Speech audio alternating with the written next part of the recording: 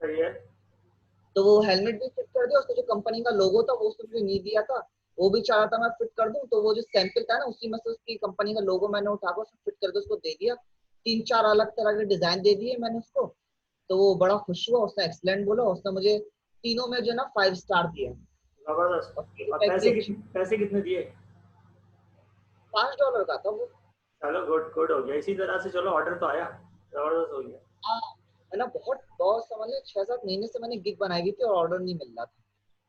जबरदस्त हो गया, जबरदस्त हो गया, बेहतरीन हो तो ये गया। अल्लाह का शुक्र है पहली बार ऑर्डर मिला मुझे। अभी मैं और चाह रहा हूँ कि फाइवर की गिफ्ट को थोड़ा सा इम्प्रूव करूँ, क्योंकि वो कुछ गिग्स ऐसी वो इम्प्रूव नहीं है इतनी, मतलब प्रोफेशनल नहीं लग रही। सही है, करो करो, काम करो उस पर, अच्छी बात है।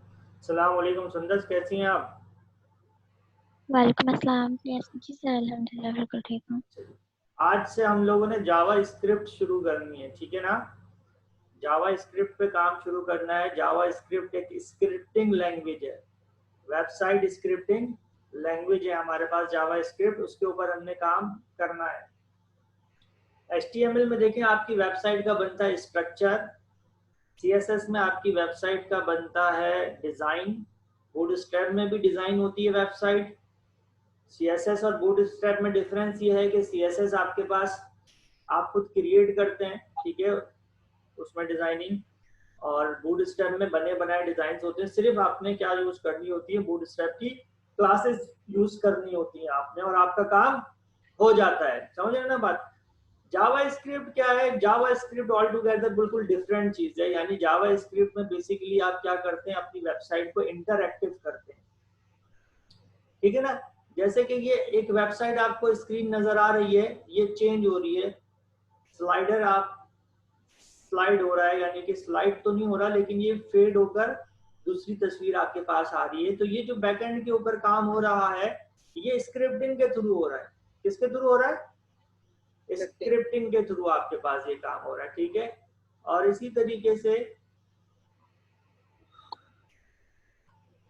आपके पास हम जाते हैं, देखिए ये आपके पास, जैसे ही मैं जाता हूँ इमेज थोड़ा सा मूव हो रहा है आपके पास।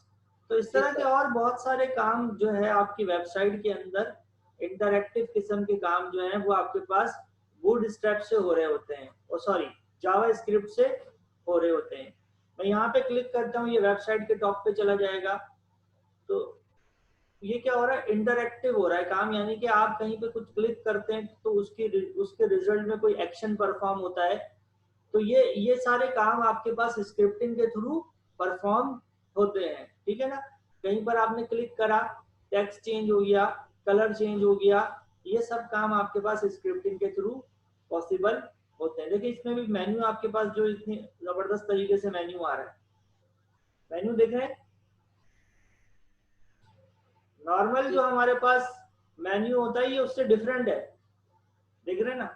तो पॉसिबिलिटी यही है कि इसके बैकएंड के ऊपर ये जो मेन्यू डिजाइन हुआ वो स्क्रिप्टिंग का इस्तेमाल हुआ हो, कि जैसे ही आप माउस लेके जा रहे हैं, संदर्भ आप देख रही हैं, जी सर। जैसे ही हम माउस लेके जाते हैं पॉपअप होता है आपके पास, समझ रहे हैं ना बात? तो ये बहुत मुमकिन है बैकएंड पे क्या यूज हो रहा हो, स्क्रिप्टिंग यूज हो रही हो। तो इस तरह की चीजें किससे होती हैं? जावा स्क्रिप्ट से होती हैं आपके पास वेबसाइट के अंदर। और उसके लिए आपको प्रोग्रामिंग आनी चाहिए, यानी कि वेब प्रोग्रामिंग आनी चाहिए, आपको जावा स्क्रिप्ट आना जरूरी है, ठीक है जी। तो अब जावा स्क्रिप्ट हमने सीखनी है, और जावा स्क्रिप्ट के लिए जो सबसे बेसिक रूल है वो आप ये समझिए कि जहां पे आपको जावा स्क्रिप्ट चाहिए होती है अपने पेज में, आप हेडर में भी दे सकते हैं जावा स्क्रिप्ट, बॉडी में भी दे सकते हैं। जहां पे आपको जावा स्क्रिप्ट चाहिए होती है आप वहां पे क्या लिखते हैं, स्क्रिप्ट। और स्क्रिप्ट को क्या करते हैं, क्लोज करते हैं। बात समझ रहे हैं? जी सर। स्क्रिप्ट लिखते हैं और स्क्रिप्ट को क्लोज करते हैं। In between these two tags आपके पास स्क्रिप्टिंग होती है। इन दो टैग के बीच में जो भी काम होगा वो क्या होगा, जावा स्क्रिप्ट होगा। यहां तक क्लियर है? जी सर। जी सर। अच्छा जी, इसको मैं सेव कर लेता हूं अपने पास, JS1 के नाम से, ठीक है ना? JS1 के नाम से मैंने इसको सेव कर लिया। ये एक HTML फाइल है, इसमें ये जावा स्क्रिप्ट का पार्ट है। जो सबसे पहली चीज है वो ये समझिए आप कि आपके पास ये एक स्क्रिप्टिंग लैंग्वेज है, प्रोग्रामिंग लैंग्वेज है। तो प्रोग्रामिंग लैंग्वेज क्यों यूज करते हैं हम प्रोग्रामिंग लैंग्वेज इसलिए यूज करते हैं कि कोई प्रोग्राम बना सकें, यानी कि कंप्यूटर को कोई इंस्ट्रक्शन दे सकें कि वो उस इंस्ट्रक्शन के तहत क्या करे, कोई काम परफॉर्म करे। ठीक है। तो प्रोग्रामिंग लैंग्वेज के अंदर आपको जो भी आप प्रोग्रामिंग लैंग्वेज सीख रहे होते हैं उसका सिंटैक्स आना चाहिए। सिंटैक्स से क्या मुराद है कि उसको लिखने का तरीका। सिंटैक्स का मतलब है उसको लिखने का तरीका आपको आना चाहिए। तो हमें जावास्क्रिप्ट का सिंटैक्स देखना है। उसके अलावा एक और जो इम्पोर्टेंट चीज होती है वो ये होती है प्रोग्रामिंग में कि आपको वेरिएबल्स का पता होना चाहिए कि वेरिएबल्स क्या होते हैं और किस तरह बनते हैं। वेरिएबल क्या होता है? वेरिएबल टेम्पररी स्टोरेज के लिए, यानी जब आप कोई प्रोग्राम बना रहे होते हैं तो आपको कोई टेम्पररी डेटा स्टोर करने के लिए वेरिएबल चाहिए होता है। वेरिएबल क्या करता है? मेमोरी में आपके पास क्या ले लेता है? जगह ले लेता है, स्पेस ले लेता है वेरिएबल मेमोरी में आपके पास, और फिर उस स्पेस के ऊपर आप कोई भी डेटा स्टोर करते हैं और फिर डेटा को आगे यूज करते हैं। समझ रहे बात? तो जावा स्क्रिप्ट में वेरिएबल किस तरह से लेते हैं? जावा स्क्रिप्ट में वेरिएबल लेने का तरीका ये है कि आप लिखते हैं VAR। VAR stands for variable. अब वेरिएबल आपने VAR लिख दिया, अब उसके आगे आप लिखें A, तो इसका क्या मतलब हुआ? हाँ जी, इसका क्या मतलब हुआ मोहसिन? वेरिएबल ए, यानी A नाम का आपने क्या ले लिया? एक वेरिएबल ले लिया। अब आप यहाँ पे गौर करें कि VAR को उसने क्या किया हुआ है? डार्क किया हुआ है। VAR को क्या किया हुआ है? डार्क कलर किया हुआ है। इसका मतलब ये है कि ये जो है जावा स्क्रिप्ट का रिजर्व वर्ड है। ये क्या है? जावा स्क्रिप्ट का रिजर्व वर्ड है, कीवर्ड है। यानी ये जावा स्क्रिप्ट ने VAR को रिजर्व किया हुआ है, जावा स्क्रिप्ट ने यूज किया हुआ है। और जावा स्क्रिप्ट में VAR का मतलब क्या है?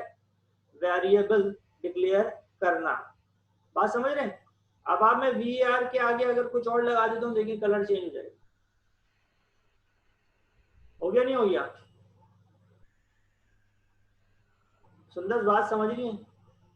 जी सर। VAR क्या है जावा स्क्रिप्ट का? हाँ जी, VAR क्या है? वेरिएबल है ना सर? हाँ नहीं, जावा स्क्रिप्ट का क्या है? रिजर्व वर्ड है। क्या है? Reserve word. कीवर्ड क्या है? कीवर्ड। यानी जावा स्क्रिप्ट ने VAR को यूज किया हुआ है।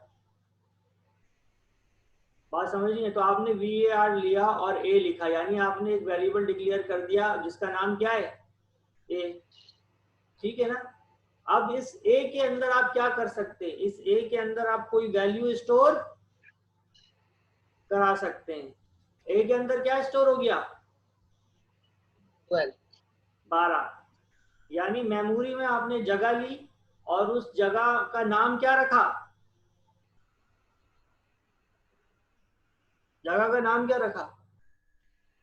ए। और उसमें वैल्यू क्या है?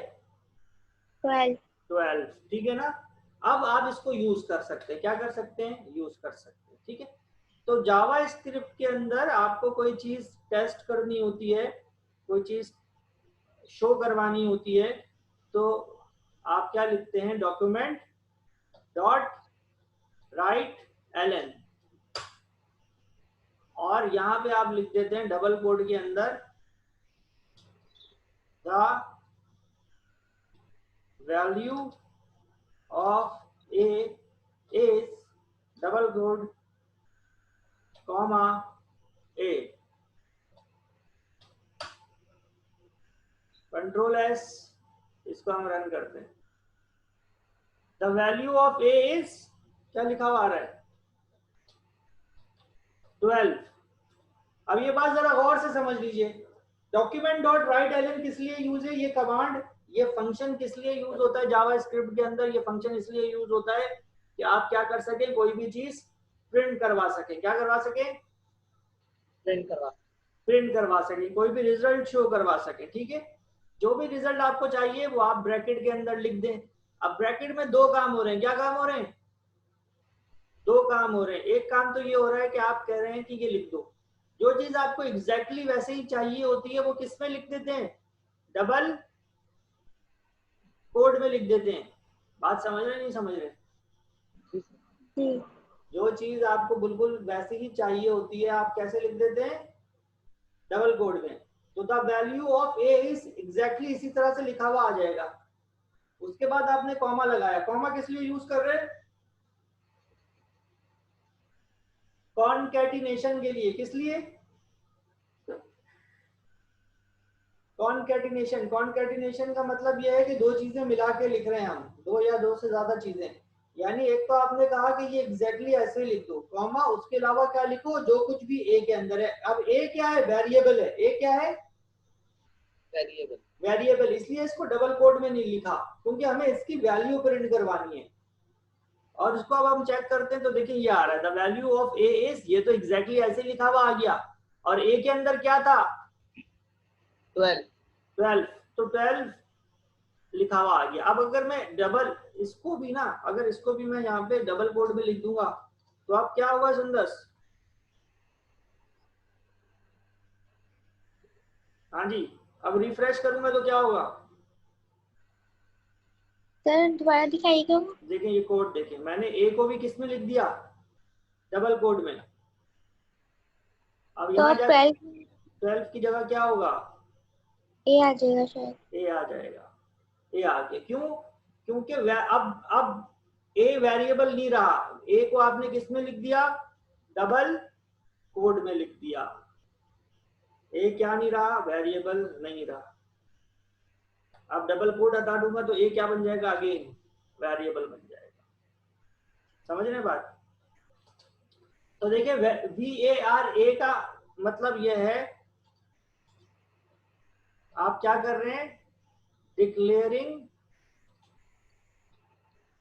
आ वेरिएबल। क्या कर रहे हैं, वेरिएबल डिक्लेयर कर रहे हैं।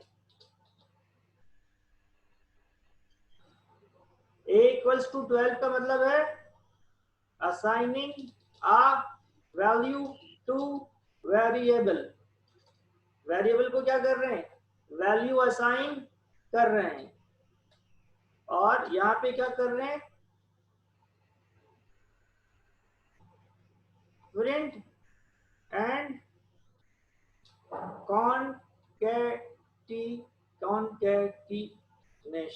कॉनकैटिनेशन कर रहे हैं। कॉनकैटिनेशन का मतलब यह है कि ये दो चीजें आप मिला के लिख रहे हैं, बीच में कॉमे का इस्तेमाल कर रहे हैं, कॉमा यूज हो रहा है कॉनकैटिनेशन के लिए। समझ गए बात? आगे चलते हैं। इसी में हमने वेरिएबल किस तरह बनता है, उसको वैल्यू कैसे असाइन होती है, वो वैल्यू प्रिंट कैसे होती है, ये हमने देखा। ठीक है, मैं एक और प्रोग्राम लेता हूं आपको मजीद समझाने के लिए, या चलें इसी प्रोग्राम में करते हैं, फिर लेंगे प्रोग्राम। एक वेरिएबल और ले लेता हूं बी, इसको दे देता हूं 12, सॉरी इसको दे देता हूं 14, कॉमा एक वेरिएबल। अच्छा अब ये देखें, वेरिएबल तो मैंने ले लिया बी, लेकिन ये डिक्लेयर नहीं किया, तो ये आपको क्या देगा, ये आपको एरर दे देगा, प्रॉब्लम करेगा। तो आपको क्या करना पड़ेगा, वेरिएबल डिक्लेयर करना पड़ेगा। तो एक तो तरीका ये है कि यहाँ पर ही मैं क्या लिख दूं, बी लिख दूं। तो कॉमा लगा के बी लिख दिया, यानी दो वेरिएबल डिक्लेयर हो गए। और फिर एक को 12, एक को 14। एक और वेरिएबल डिक्लेयर करता हूं और इस वेरिएबल का नाम क्या लिखूंगा, रखूंगा VARRES, रिजल्ट। समझ रहे बात? अच्छा इस वेरिएबल में क्या कर रहा हूं, इस वेरिएबल में मैं RES में ये कर रहा हूं कि equals to A plus B। A और बी को आपस में क्या कर दिया, प्लस कर दिया। ठीक है, यहां जाता हूं, डॉक्यूमेंट डॉट राइट एलन, डबल कोड में लिखता हूं A plus B is equal to, और यहां पे क्या लिखूंगा, RES के अंदर बेसिकली क्या आ रहा है, मेरा रिजल्ट आ रहा है। ठीक है, कंट्रोल एस करता हूं, चेक करता हूं, तो देखिए A plus B is equal to 26। तो बेसिकली आप यहाँ पे क्या कर रहे हैं प्लस के साइन से, ये आप अर्थमेटिकल ऑपरेटर होता है। अर्थमेटिकल ऑपरेटर कौन कौन से होते हैं?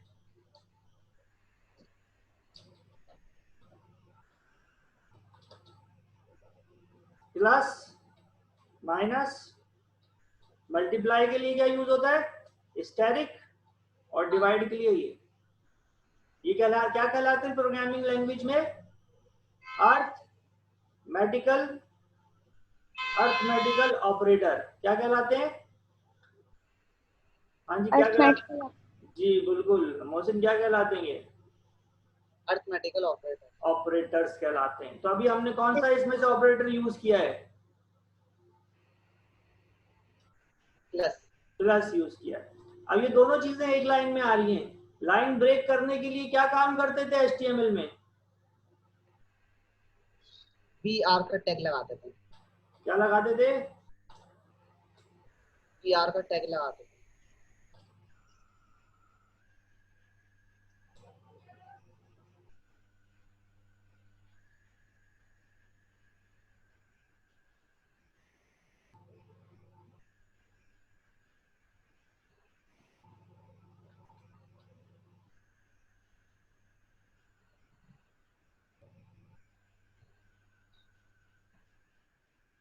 अच्छा देखिए, BR का टैग लगाते थे, लेकिन अब मसला ये है, हम यहाँ पे कहाँ पर हैं? जावा स्क्रिप्ट के अंदर है।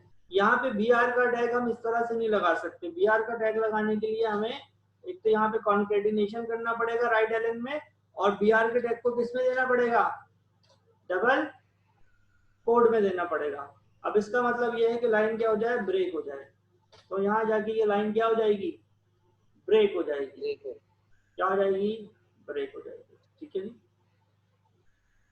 तो लाइन ब्रेक हो गई। अब इस लाइन के अंदर हमारे पास तीन चीजें हैं। एक तो ये कि द वैल्यू ऑफ ए है, दूसरा ए एक वेरिएबल आ रहा है आपके पास, तीसरा आपने HTML एलिमेंट यूज करा है, और चूंकि आप जावा स्क्रिप्ट में यूज कर रहे हैं उस HTML एलिमेंट को, तो आपने उसको किस में दिया है? डबल कोड में दिया है। आ रही है बात समझ? अच्छा जी। अब यहाँ पे जिस तरह से RES के अंदर हमने A+B करवा लिया था, मैं एक अच्छा देखें, वेरिएबल RES मैंने यहाँ अलग दिया है, मैं यहाँ भी दे सकता था। ठीक है, आपको समझाने के लिए मैंने उसको अलग दिया है, मैं यहाँ भी दे सकता था। बहरहाल RES एक आ गया। अच्छा, माइनस के लिए मैं एक वेरिएबल ले रहा हूँ माइनस, प्लस के लिए RES आ गया, माइनस के लिए माइनस, मल्टीप्लाई के लिए MUN, और माइनस के लिए MIN ले लेते। नहीं, MIN इसका रिजर्व वर्ड है तो माइनस पूरा कर लेते हैं। MUL, और डिवाइड के लिए DEV। ठीक है, मैंने तीन और वेरिएबल ले लिए, और माइनस में क्या कर रहा हूँ? MINES minus equals to A minus B, MUL equals to A asterisk, DEV equals to A divided by B। बात समझ रहे हैं? ये आपने कर लिया। अब मैं क्या करने लगा हूं, देखिए यहां पर भी BR ले लेता हूं क्योंकि मुझे नेक्स्ट लाइन में जाना है।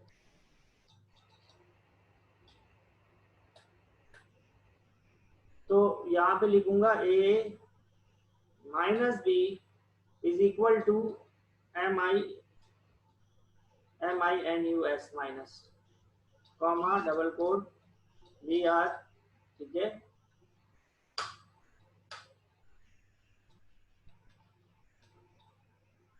A multiply by B is equal to MUL के अंदर मल्टीप्लाई हो रहा है, A divide by B is equal to DEV। बात समझ रहे? तो देखिए प्लस हो रहा है, माइनस वाला -2 में आ रहा है क्योंकि ऊपर वाली नीचे वाली वैल्यू बड़ी होगी। ठीक है, मल्टीप्लाई में देखिए मल्टीप्लाई हो रहा है तो 168 आ रहा है, और डिवाइड में आपके पास डिवाइड ओवर आ रहा है। तो इस तरह से आपने जो चारों अर्थमेटिकल ऑपरेटर थे वो आपने यूज कर लिए।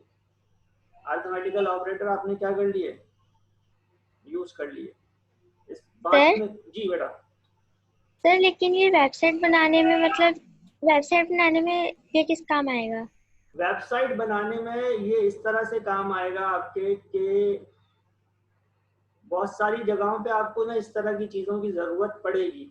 असल में अभी तो देखिए बिल्कुल बेसिक चीज पर बता रहा हूँ ना, इसलिए आपको ऐसा लग रहा होगा। इसको थोड़ा सा आगे हम लेके जाएंगे ना तो फिर इसकी आपको अफादियत का समझ में आएगा। और जिस लेवल की देखें अभी हमने वेबसाइट बनाना सीख रहे हैं ना, यानी स्टैटिक वेबसाइट बनाना सीख रहे हैं, उसमें अभी इसका कोई बहुत ज्यादा अमल दखल नहीं है। लेकिन बात असल में यह है कि देखें आप डिप्लोमा पढ़ रहे हैं, सॉफ्टवेयर इंजीनियरिंग पढ़ रहे हैं, उसमें आगे चल के जो है आपने प्रोग्रामिंग और डेटाबेस पढ़ना है, तो ये उसकी एक समझ लें बेस है। जावा स्क्रिप्ट उसकी क्या है, बेस है। आपको अभी यहाँ पे कुछ चीजें समझ में आएंगी, हो सकता है कुछ चीजें समझ में ना आए, कुछ चीजें आ जाएं। तो फिर जब आप आगे डेटाबेस पढ़ेंगे तो कुछ चीजें क्लियर होंगी। फिर जब आप आगे सी लैंग्वेज पढ़ेंगे तो सी लैंग्वेज में आपको और चीजें क्लियर होंगी। बात समझ रहे हैं? जी सर। तो आगे इसको आप देखते जाएं तो चीजें इसमें थोड़ी सी आगे आएंगी, आपको समझ में आएगा कि इसका क्या यूज है। तो ये आपके पास चारों की चारों हमने अर्थमेटिकल ऑपरेटर यूज कर लिया। अच्छा, इसके साथ साथ देखें एक और चीज भी आप समझ लें, मैं यहाँ लिख देता हूँ कमेंट में, equals two is assigning operator.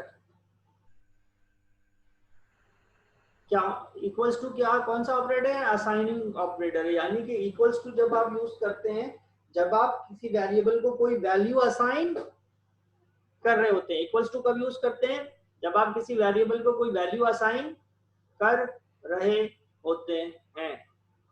Clear हो गई बात? तो हमने इक्वल्स टू करके वेरिएबल को वैल्यू असाइन की, प्लस माइनस मल्टीप्लाई डिवाइड का हमने काम यहाँ पे कर लिया, और ये सारी चीजें आपके पास यहाँ पर आ रही हैं। अच्छा, बात ये है कि इसकी प्रैक्टिस जो है ना करना इंतहाई जरूरी है। अभी तक आपने जितनी चीजें पढ़ी हैं उसमें सबसे ज्यादा इंपॉर्टेंट इसकी प्रैक्टिस है। उसकी वजह यह है कि बाकी चीजें तो फिर थोड़ा सा आप कोशिश करें तो आपके जहन में अगर 30% भी कोई चीजें हों तो आप उसको प्रैक्टिस करके कर सकते हैं। लेकिन अगर आपने जावा स्क्रिप्ट की प्रैक्टिस नहीं करी तो फिर ये आपके समझ में नहीं आएगा। और तो इसकी प्रैक्टिस जरूरी है, और घर पे नहीं कर पा रहे तो यहाँ सेंटर आके कर लें आप लोग, लेकिन ये लाजमी करनी है। ठीक है, तो हमने वेरिएबल डिक्लेयर करना सीख लिया, वेरिएबल को वैल्यू असाइन करना सीख लिया, और हमने plus minus multiply divide operators यानी कि अर्थमेटिकल ऑपरेटर्स पे काम करना सीख लिया। अब हम आगे चलते हैं, थोड़ा सा इंट्रोडक्शन एक नई चीज का दे देता हूं मैं आपको, फिर अगली क्लास में उसको कंप्लीट करूंगा। और वो क्या है कि एक और पेज ले लेता हूं। प्रोग्रामिंग में एक और इम्पोर्टेंट चीज होती है आपके पास, और वो कहलाती है कंडीशन। क्या कहलाती है? हाँ भाई, क्या कहलाती है? कंडीशन। कंडीशन।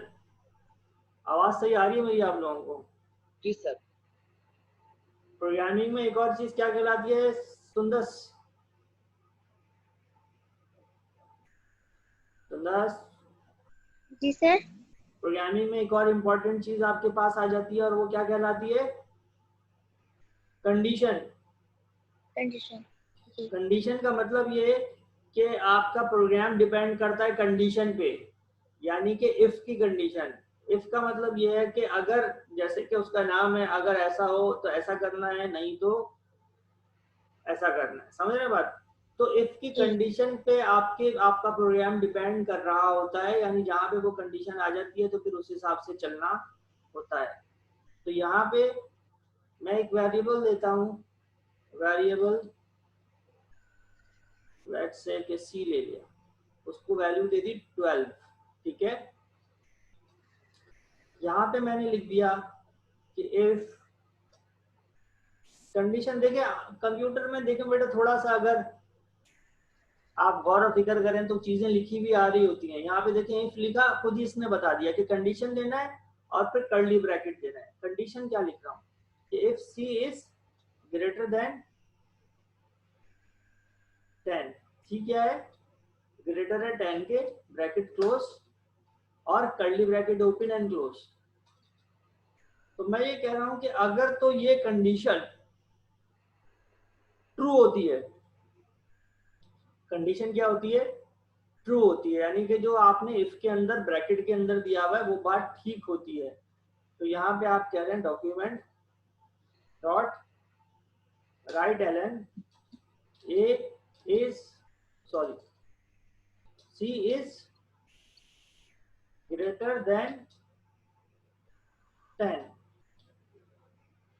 और अगर ऐसा नहीं है तो देखें जब जैसी प्रोग्रामिंग में कंडीशन आती है वो कंडीशन चेक करता है, अगर ट्रू होता है तो वो चला देता है जो ब्रैकेट के अंदर दिया हुआ होता है कर्ली ब्रैकेट में, नहीं तो आगे बढ़ जाता है।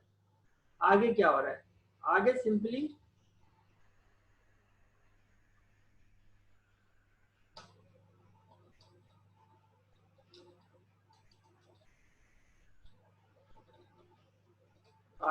आप क्या कर रहे हैं, प्रोग्राम को कंटिन्यू कर रहे हैं। तो आपने प्रोग्राम कंटिन्यूस लिख दिया, और जो कुछ भी प्रोग्राम में हो सकता है ये तो आपको समझाने के लिए मैंने लिख दिया। यहाँ पे क्या कर लेता हूँ मैं, कॉमा लगा के BR भी दे देता हूँ ताकि लाइन ब्रेक हो जाए साथ साथ। इसको सेव करता हूँ, इसको मैं चलाता हूँ। तो अब बताइए क्या क्या लिखा हुआ आएगा जब मैं इसको रन करूंगा। C is greater than 10 और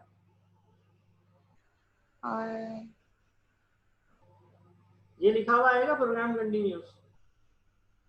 नहीं सर, ये नहीं लिखा हुआ आएगा। हाँ भाई मौसी, ये लिखा हुआ आएगा।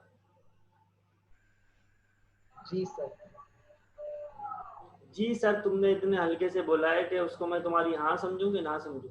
अच्छा जी, देखें दोनों चीजें आई हैं, C is greater than 10 and program continues. देखिए एक बात समझिए बेटा, ये जो है ना प्रोग्राम कंटिन्यूस, ये इफ के कर्ली ब्रैकेट से बाहर है और ये वेरिएबल C भी बाहर है।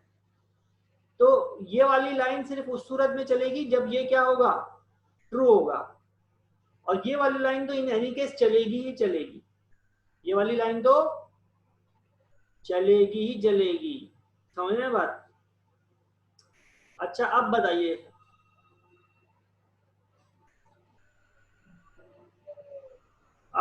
क्या होगा।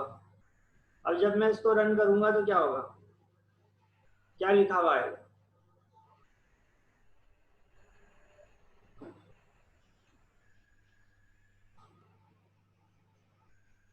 हाँ भाई सुंदर। सर 10 यहाँ सर 10 ही लिखा हुआ आएगा। ये लिखा हुआ आएगा C इज ग्रेटर देन 10, ये लिखा हुआ आएगा कि नहीं आएगा। नहीं आएगा सर। और ये लिखा हुआ आएगा। जी ये लिखा हुआ आएगा। हाँ भाई मोहसिन, सुंदर कह रही है ये लिखा हुआ नहीं आएगा शायद, और ये लिखा हुआ आएगा। आप क्या कह रहे हैं। सर ऐसे ही होगा। ऐसे ही होगा। जी सर। ठीक है जी, ऐसे ही हुआ। क्यों हुआ, देखिए प्रोग्राम शुरू हुआ, यहाँ पर आया, वेरिएबल डिक्लेयर करा। देखें अच्छा, इधर मैंने एक और नया काम करा है, वेरिएबल डिक्लेयर करा और उसी लाइन में उसके साथ ही उसको वैल्यू भी असाइन कर दी। Variable declaration and assigning a value in a single line.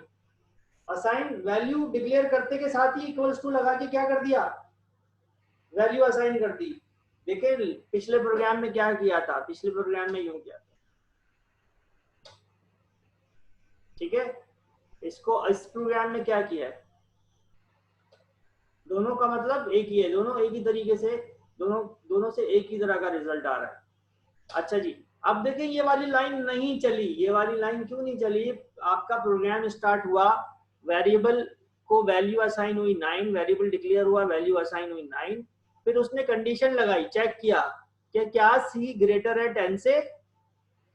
Condition क्या हो गई, फॉल्स। कंडीशन क्या हो गई? फॉल्स। और if condition is true below code in bracket will execute.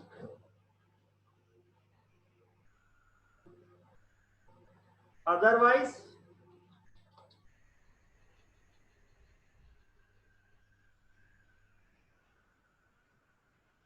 will not execute. समझ रहे बात? अगर तो कंडीशन ट्रू होगी तो नीचे ब्रैकेट में जो कोड होगा चलेगा, ब्रैकेट में जो भी दिया हुआ होगा आप चलेगा, और कंडीशन ही फॉल्स होगी तो ये बाहर आ जाएगा और प्रोग्राम आगे कंटिन्यू करेगा। प्रोग्राम में आगे जो कुछ भी होगा वो चलाएगा फिर उसको। तो अभी क्योंकि सी की वैल्यू 10 से कम है तो इसने इसको चलाया ही नहीं, और आप दोनों ने ठीक बताया कि नहीं चलाएगा। और अगर तो मैं इसको कर दूं 19 तो अब क्या होगा? अब दोनों लाइनें आएंगी क्योंकि अब वैल्यू क्या हो गई? बड़ी हो गई। अब ये क्या हो गया? ये ट्रू हो गई, फॉल्स नहीं हुआ। ये क्या हो गया? ट्रू हो गया। तो इसने अगली लाइन में ये आपको रन यहाँ पे करके दे दिया। बात समझ रहे हैं? अब भैया इन दोनों प्रोग्राम्स की आपको करनी है प्रैक्टिस। वीडियो में आपको प्रोवाइड कर देता हूँ इसकी, आप दोनों ने प्रैक्टिस करनी है। सुंदर आपने भी करनी है और मोहसिन आपने भी, ठीक है? और मुझे फिर बताना है अगली क्लास में। जी सर इससे पहले भी लास्ट वीक में जो क्लास हुई थी ना सर, उसकी भी वीडियो अपलोड करते हैं। लेकिन लास्ट वीक में तो मैंने क्लास ली नहीं थी, उससे पिछली क्लास में जी मतलब जी अच्छा मैं प्रोवाइड करता हूँ। असल में देखिए उससे पहले वाली क्लास के अंदर ना मैंने मेन्यू बनवाना सिखाया था और उसमें मेन्यू में भी कुछ एक रिस्पॉन्सिव का मामला रह गया था। बहरहाल मैं उसकी वीडियो बनानी है, मुझे टाइम नहीं मिला। मैं प्रोवाइड करता हूँ आपको। और आपको मिस सवाज से भी आपने बात की होगी, आपको कुछ चीजें जो समझ में नहीं आ रही हैं या प्रोजेक्ट के हवाले से कोई इशू है तो मिस सभा अवेलेबल है 8:30 से 4:30 बजे तक। आप आ सकती हैं और प्रैक्टिस भी कर सकती हैं, और कुछ समझना है सीखना है तो यहाँ पर आ जाए, ठीक है? बाकी मैं वीडियोस प्रोवाइड करता हूँ आप लोगों को। अल्लाह हाफिज। अच्छा सर, हाँ जी जी बोले। एक बात है। हाँ पूछे। तो ये डॉक्यूमेंट डॉट राइट इन, ये इसका कोड है जावास्क्रिप्ट का? ये जावास्क्रिप्ट के ये जावास्क्रिप्ट के बेटे फंक्शंस हैं। क्या है? फंक्शंस हैं, मेथड्स हैं, ठीक है? यानी कि जावास्क्रिप्ट ने पहले से बताया हुआ है कि कोई चीज प्रिंट करवानी होगी तो उसके लिए क्या यूज होगा? डॉक्यूमेंट डॉट राइट एलएन। हाँ सही, राइट एलएन है ये, एलएन सही है। फंक्शंस के बारे में मैं दोबारा अगली क्लास में फिर बताऊंगा इंशाल्लाह, ठीक है? अगला, अल्लाह हाफिज।